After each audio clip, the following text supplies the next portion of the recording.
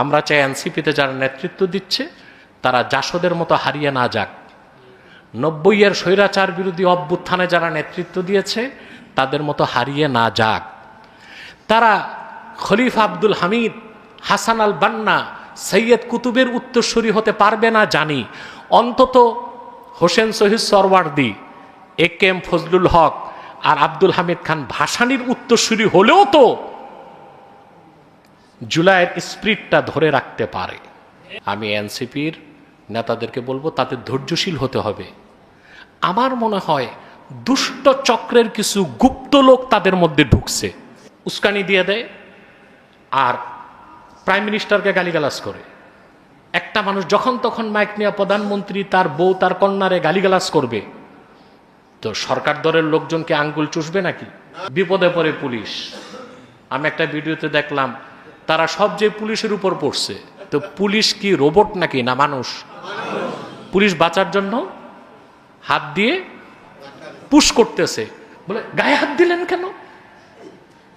কেন তুমি কি তুলার তৈরি,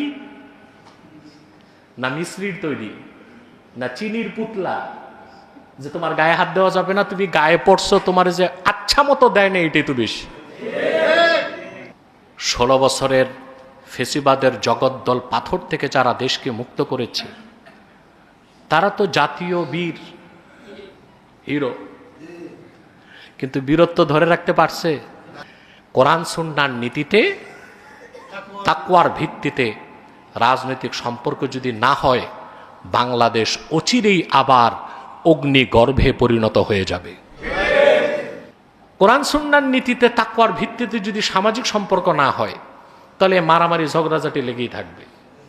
দেখেন না বিবাড়িয়াতে 2 গ্রাম লাগে, তারপরে দেশীয় অস্ত্র নিয়ে মানুষ মানুষকে মেরে ফেলে।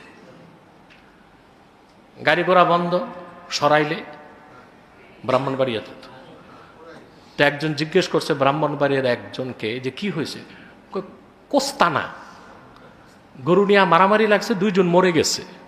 কোস্তানা মানে কিছু না, মানে গরু নিয়ে মারামারি লাগছে, এক গরু ঘাস খাইছে একজনের, এই মারামারিতে 2 জন মরে গেছে, এটা কোস্তানা। এটা বিবাড়িয়ার ভাষা।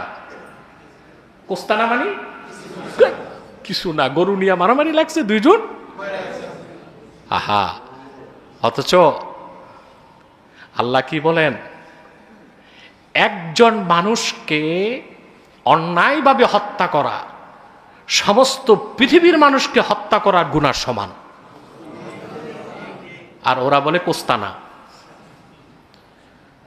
মুসলমানের যুদ্ধ হবে, বিবাড়িয়ার মানুষগুলোর আমার নির্দেশ থাকবে, দেশীয় অস্ত্র যা আছে সব নিয়া বর্ডারে যখন ওরা পুশিন করবে বিএসএফ, তখন তোমরা মহড়া দিয়া যাবা, ওদের ধুতি ঢিলা হয়ে যাবে।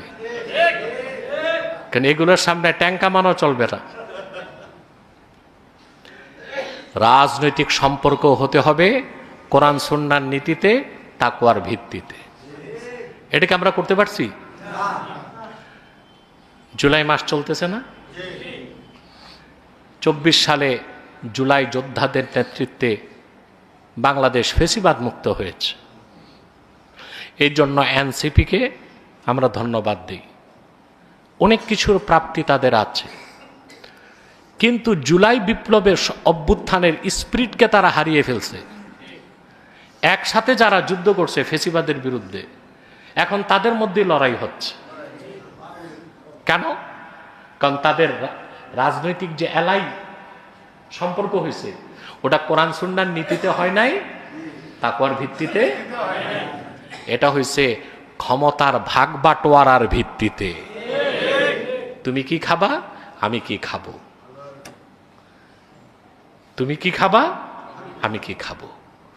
যদি কোরআন সুন্নাহর নীতিতে আর তাকওয়ার ভিত্তিতে হতো, তাহলে আমরা এই জায়গায় জায়গায় জুলাই আন্দোলনের স্টেক হোল্ডার যারা নেতৃত্ব দিয়া দেশকে ফেসিবাদ মুক্ত করছে, তাদের মধ্যে পারস্পরিক ঝগড়া মারামারি দেখতাম। 16 বছরের ফেসিবাদের জগদ্দল পাথর থেকে যারা দেশকে মুক্ত করেছে তারা তো জাতীয় বীর, হিরো। কিন্তু বীরত্ব ধরে রাখতে পারছে? 24 সালের জুলাই মাসে তাদের অঙ্গুলি হেলনে সারা দেশ উঠেছে আর বসেছে। এখন বিভিন্ন জায়গায় তারা যাচ্ছে পদযাত্রায়, ছাত্র জনতা কেউ নাই। সমস্যা হচ্ছে তো, এই যে সহিংসতা সৃষ্টি হচ্ছে, পলিটিক্যাল স্টেবিলিটি, রাজনৈতিক অস্থিরতা বাড়তেছে। এখন রাজনৈতিক অস্থিরতা বেড়ে গেলে বিদেশি বিনিয়োগ বন্ধ হয়ে যাবে। বিদেশি বিনিয়োগ বন্ধ হয়ে গেলে ইনফ্লেশন হবে, মুদ্রাস্ফীতি হবে। মুদ্রাস্ফীতি যখন হবে, পোলাও চাউলের দাম বাড়ছে 60 টাকা, তো পোলাও তো সবাই খায় না, বিয়ে শাদিতে ডেলি যে ভাত খান এটাও কেজিতে 50 টাকা বেড়ে যাবে। তাহলে সমস্যা কি রাজনৈতিক দলের নেতাদের না গোটা জাতির?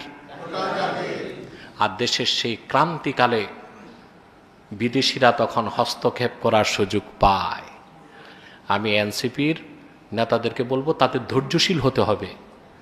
আমার মনে হয় দুষ্ট চক্রের কিছু গুপ্ত লোক তাদের মধ্যে ঢুকছে। দুষ্ট চক্রের গুপ্ত লোক উস্কানি দিয়ে দেয় আর প্রাইম মিনিস্টারকে গালিগালাজ করে। আরে ভাই, রাজনীতির তো ভাষা আছে, সমালোচনার তো ভিত্তি আছে। একটা মানুষ যখন তখন মাইক নিয়ে প্রধানমন্ত্রী তার বউ তার কন্যারে গালিগালাজ করবে, তো সরকার দলের লোকজনকে আঙ্গুল চুষবে নাকি? বিপদে পড়ে পুলিশ। আমি একটা ভিডিওতে দেখলাম তারা সব যে পুলিশের উপর পড়ছে, তো পুলিশ কি রোবট নাকি, না মানুষ? পুলিশ বাঁচার জন্য হাত দিয়ে পুশ করতেছে, বলতেছে গায়ে হাত দিলেন কেন, তো তুমি গায়ে পড়লা কেন? এটা কেমন কথা? এটা কি এখনো কি মগের মুল্লুক নাকি? পুলিশের গায়ে যেয়ে পড়বে, তো পুলিশ তো বাঁচার জন্য হাত পুশ করবে, বলে গায়ে হাত দিলেন কেন? কেন তুমি কি তুলার তৈরি, না মিশ্রির তৈরি, না চিনির পুতলা যে তোমার গায়ে হাত দেওয়া যাবে না? তুমি গায়ে পড়ছো, তোমার যে আচ্ছা মতো দেয় না, এটাই তো বেশি। এনসিপির এখন তো নাহিদ না হাসনাত এমপি নির্বাচনের আগে আমার কাছে এসেছিল, 3 থেকে 3.5 ঘন্টা আমি তাকে ব্রিফ করেছি, কিন্তু তার একার পক্ষে তো কিছু করা সম্ভব না। কোরআন সুন্নাহর নীতিতে, তাকওয়ার ভিত্তিতে রাজনৈতিক সম্পর্ক যদি না হয়, বাংলাদেশ অচিরেই আবার অগ্নিগর্ভে পরিণত হয়ে যাবে। অতএব দুষ্ট চক্রের গুপ্ত কারা কারা আছে, এনসিপি থেকে তাদেরকে বের করে দেওয়া হোক। আমরা চাই এনসিপিতে যারা নেতৃত্ব দিচ্ছে তারা জাসদের মতো হারিয়ে না যাক। 90-এর স্বৈরাচার বিরোধী অভ্যুত্থানে যারা নেতৃত্ব দিয়েছে তাদের মতো হারিয়ে না যাক। তারা খলিফা আব্দুল হামিদ, হাসান আল বান্না, সৈয়দ কুতুবের উত্তরসূরি হতে পারবে না জানি, অন্তত হোসেন শহীদ সরওয়ার্দী, একেএম ফজলুল হক আর আব্দুল হামিদ খান ভাসানীর উত্তরসূরি হলেও তো জুলাইয়ের স্পিরিটটা ধরে রাখতে পারে। আল্লাহ তাদের তৌফিক দান করুন। তা আমাদের মধ্যে পারস্পরিক সম্পর্ক কি করতে হবে? ঠিক করতে হবে। আল্লাহ বলেছেন ওয়াসলিহু যাতা বাইনিকুম, নিজেদের মধ্যে সদ্ভাব তৈরি করো, পারস্পরিক দ্বন্দ্ব সংঘাতকে মিটিয়ে ফেলো। মনে রাখবেন, মুসলমান মুসলমানকে বিনা কারণে হত্যা করতে পারে না। পারে? রাসূলুল্লাহ সাল্লাল্লাহু আলাইহি ওয়াসাল্লামের হাদিস, আল্লাহর হাবিব সাল্লাল্লাহু আলাইহি ওয়াসাল্লাম উম্মতকে সাবধান করে বলেছেন, ইজাল তাকাল মুসলিমানি বিসাইফাইহিমা ফাল কাতিলু ওয়াল মাকতুলু ফিন্নার। দুজন মুসলমান যখন সশস্ত্র লড়াইতে লিপ্ত হয়, যে মুসলিম হত্যা করলো সে এবং যে নিহত হলো দুজনই জাহান্নাম যাবে। সাহাবী জিজ্ঞেস করলেন, ইয়া রাসূলুল্লাহ সাল্লাল্লাহু আলাইহি ওয়াসাল্লাম, যে হত্যা করলো সে না দায়ী, যে নিহত হইল সে তো মরেই গেছে, তার কি অপরাধ? আল্লাহর হাবিব সাল্লাল্লাহু আলাইহি ওয়াসাল্লাম বললেন, ইন্নাহু কানা হারিসান আলা কতলে আখিহি, কারণ সে তো তার ভাইকে হত্যা করার পূর্ণ সদিচ্ছা ছিল, পারে নাই বলে মরে গেছে, পারলে তো মেরে দিত, ঠিক কিনা? অতএব আল্লাহর এই মহান নির্দেশ আমরা মনে রাখবো, ওয়াসলিহু দাতা বাইনিকুম, আমরা আমাদের মধ্যে সম্পর্ককে ঠিক করে ফেলবো। ওয়াতিউল্লাহ ওয়া রাসূলাহ, আল্লাহর আনুগত্য করো, তার রাসূলের আনুগত্য করো। ইন কুনতুম মুমিনিন, যদি তোমরা মুমিন হয়ে থাকো। আল্লাহ আমাদেরকে কথাগুলোর উপর আমল করার তৌফিক দান করুক।